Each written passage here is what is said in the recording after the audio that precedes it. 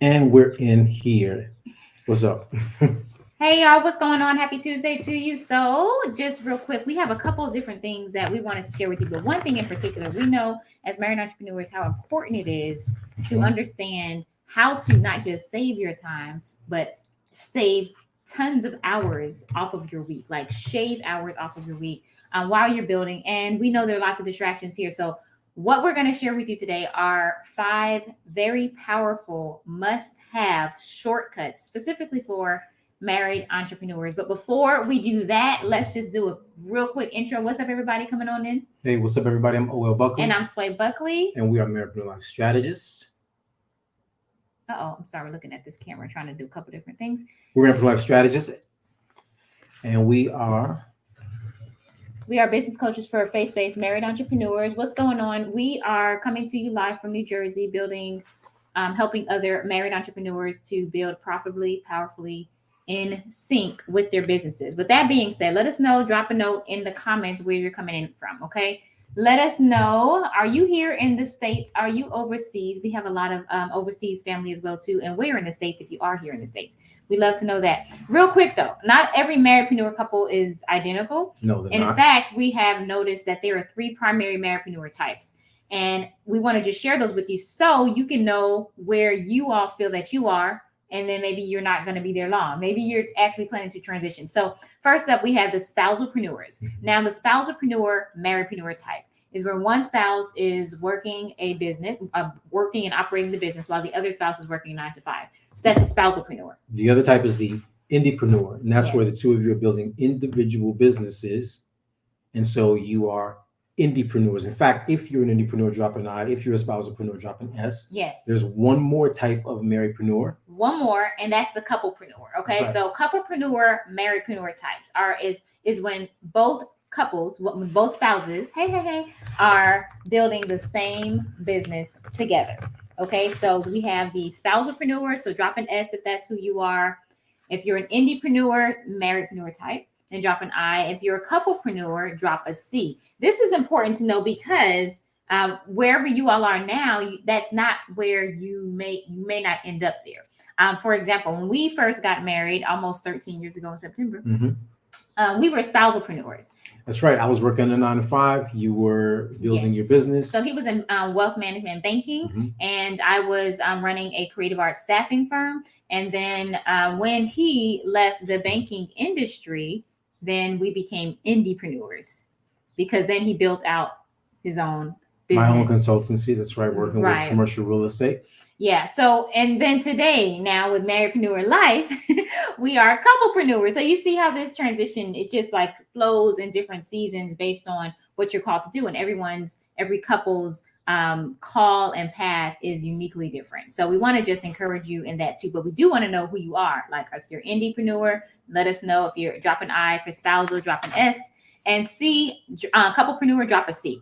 So we can know. Now, with that being said, real quick, for those of you who do not know, we also run our what do you call? I was about to say co-anchors, co-hosts. Co-host of the Marriedpreneur Life podcast. Yes, this week, and it's pretty much a lesson every single week. We give life training, business training, marriage training, everything, all things marriage, marketplace, and ministry. That is our jam mixed all together. So on the Marriedpreneur Life podcast, the latest episode, we're teaching training on how to get more of your dream clients. Because if you're constantly working with those who are not your dream clients, there's a way to switch that. So you can check that out on your favorite podcasting platform or on marriedpreneurlife.com. So if that's you, that's definitely the episode that you all want to dive into.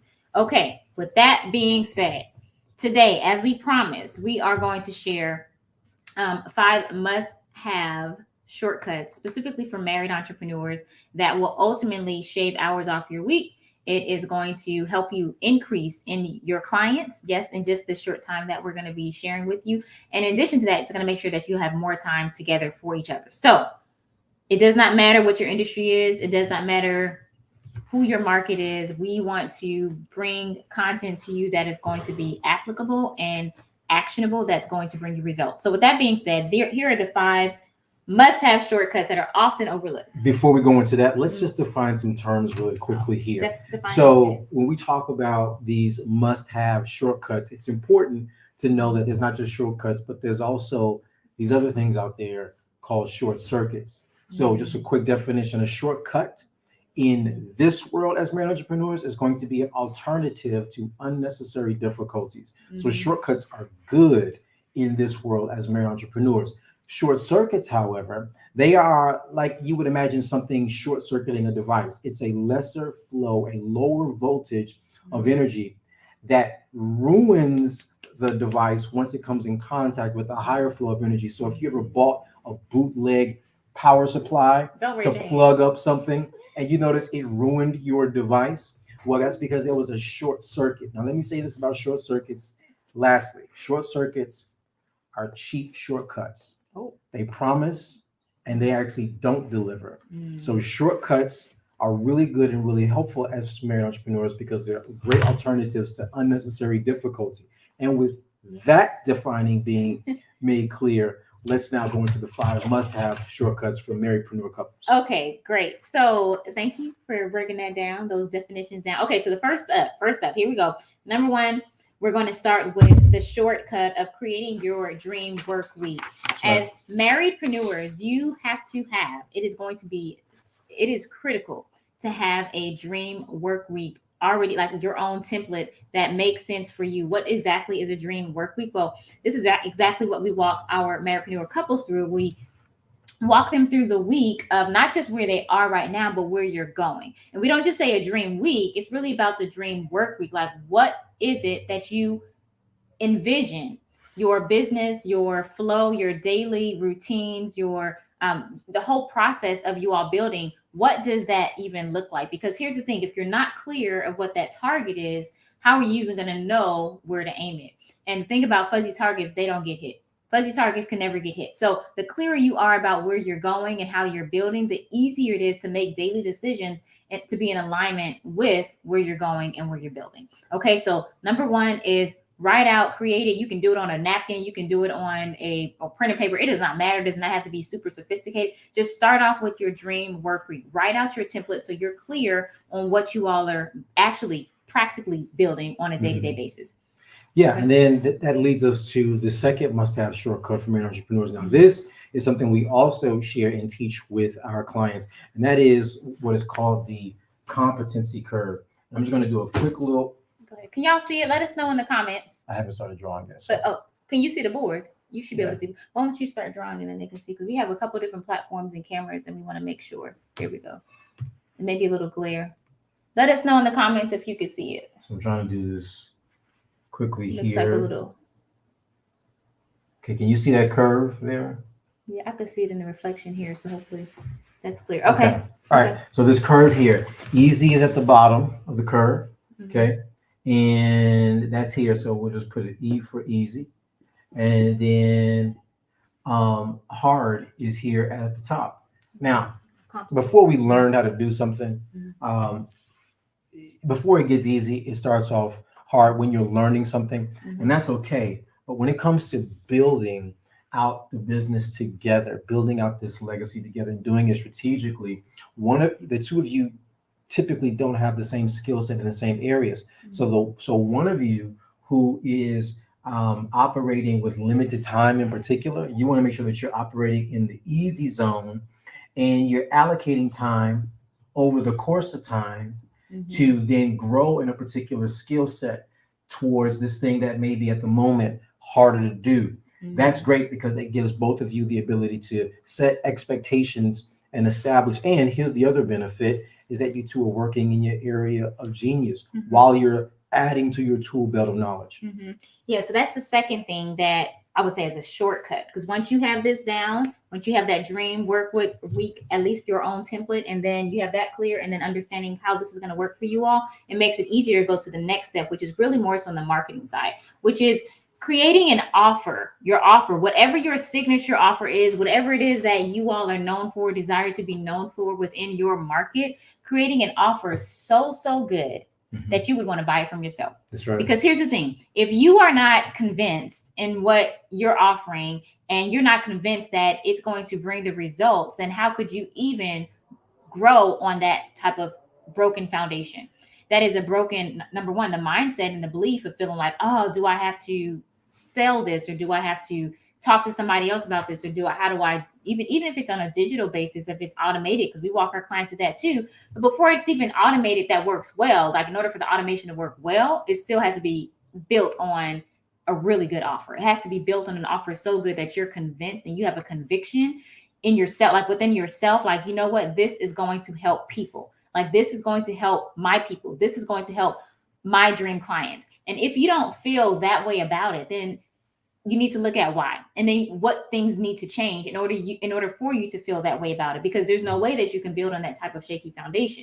So if we sum it all up with, if you are clear, not just clear, but your offer is so good that you would want to buy it from yourself, you feel that good about it, what that does is it streamlines even your marketing process. It streamlines your selling process. It streamlines all of it. And what it does ultimately is it helps you to accelerate the results because you're so convinced about that. And it's not about those who may say no, or I don't need it. That's not for them. But you have to be so convinced within your own self, knowing that this right here is going to really transform lives, like what it is that you're offering. And so oftentimes what we find, like when couples come to us and we end up working with them as clients, that they already have an expertise in an area.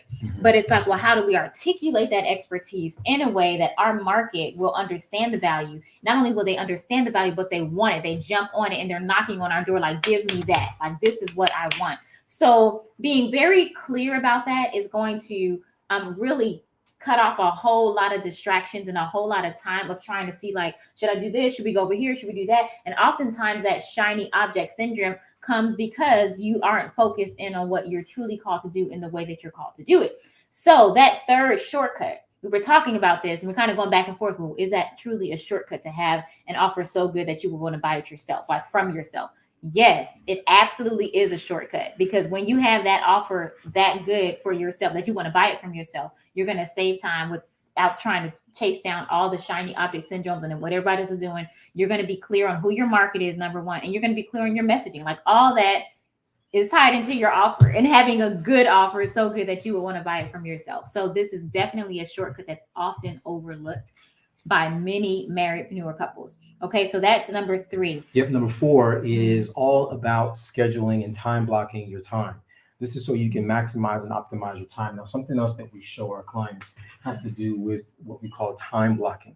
If you think about time blocking, is just think about your schedule on not an XY axis necessarily, but think about it on a VH axis, if you will. I don't even know if y'all can see the V and the H in there, but you may need to do a little darker. I'm trying. Just like over, like, make it big, like, yeah, absolutely. I think that's a little better. All right.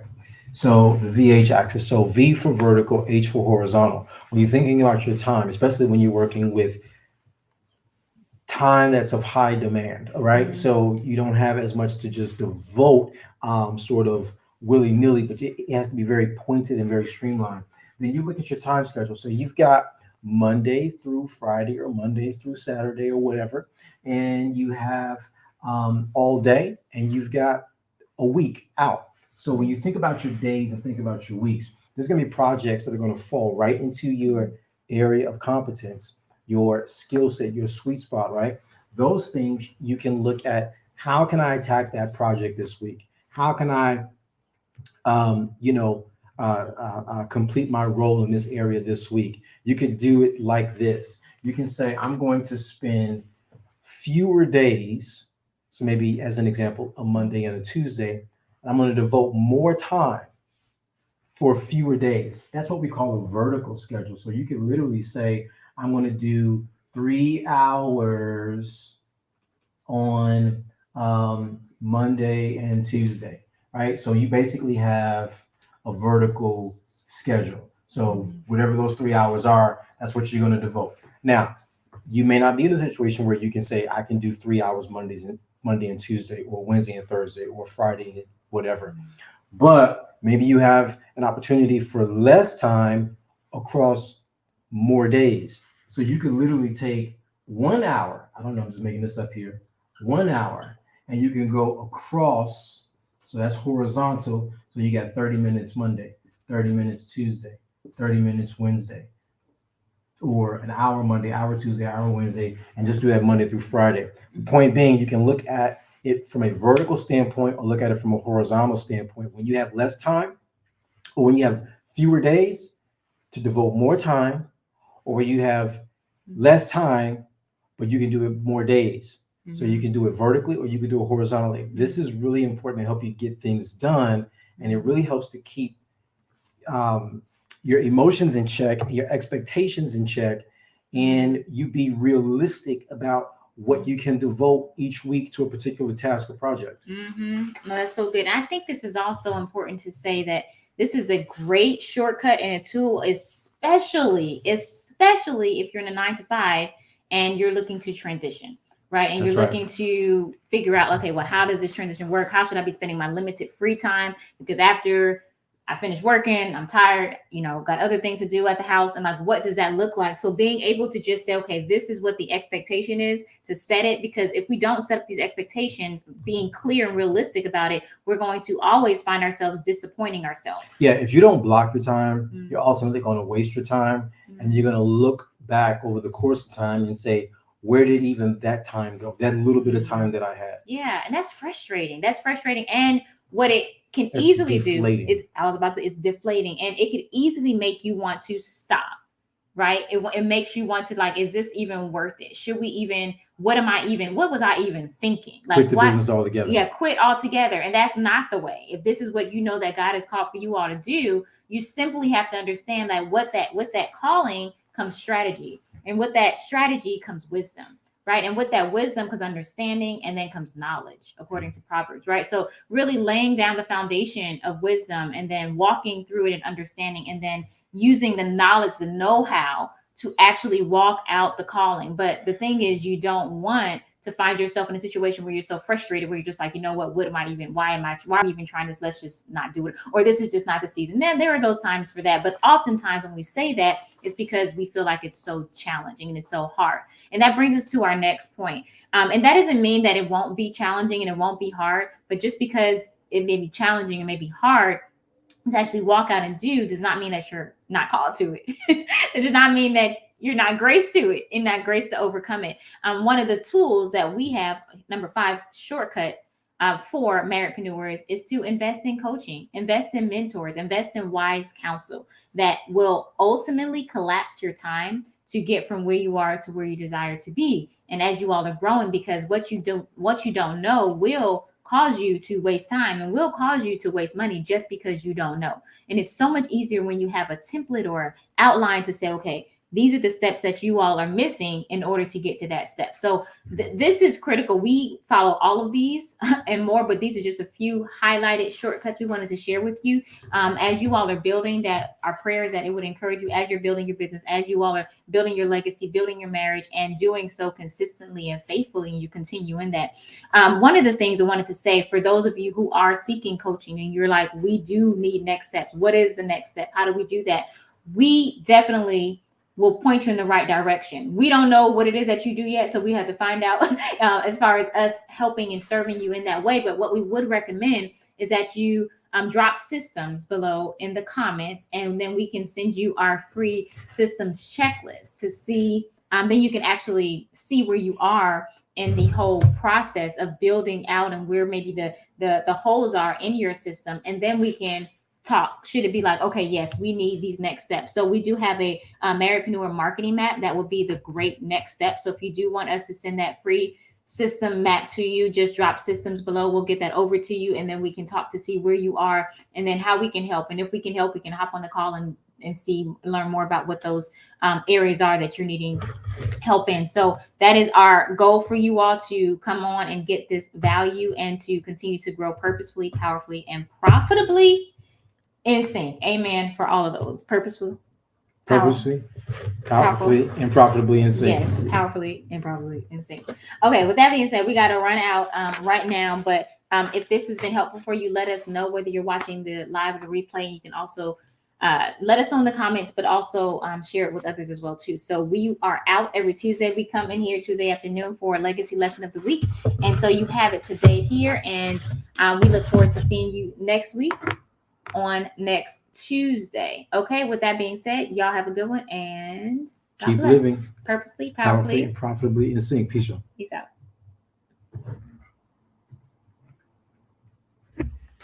Uh-oh. Those